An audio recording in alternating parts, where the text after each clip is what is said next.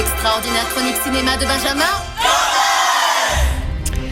Gentes dames, gentes messieurs, veuillez accueillir Les Trois Mousquetaires, nouveau film de Paul W.S. Anderson avec Orlando Bloom, les amis, Christophe Waltz et Mila Jovovich. Alors, si vous connaissiez Les Trois Mousquetaires, oubliez tout, hein. C'est pas compliqué, le réalisateur est parti dans un délire d'action complètement jouissif. Ça commence dès le début.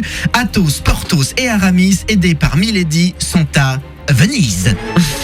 Pour voler les plans d'une machine de guerre inventée par Léonard de Vinci, rien que ça. Et quand tu découvres le plan, tu comprends que ça va vraiment être n'importe quoi. C'est un bateau de guerre, d'accord, mais volant, avec un ballon dirigeable géant rempli à l'hélium. En 1625, j'ai vérifié, l'hélium a été découvert en 1868. C'est un détail. Sauf que le duc de Buckingham leur subtilise le plan. Et au moment où je me demande ce que peut bien foutre le duc de Buckingham à Venise, il est quand même à 2000 bornes de chez lui. À l'époque, en transport, fallait 1 an pour faire l'aller-retour. On découvre qu'il est aidé par Milady. Milady, hein, cette morue qui vend son âme au plus offrant, alors qu'Athos en est follement amoureux, hein. Trahison!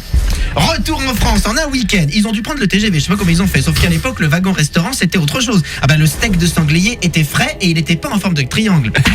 Bref, ils rencontrent D'Artagnan, un jeuneau rêvant de devenir mousquetaire. Les mousquetaires sont devenus des parias. Le cardinal de Richelieu complote pour les buter, ainsi que le roi.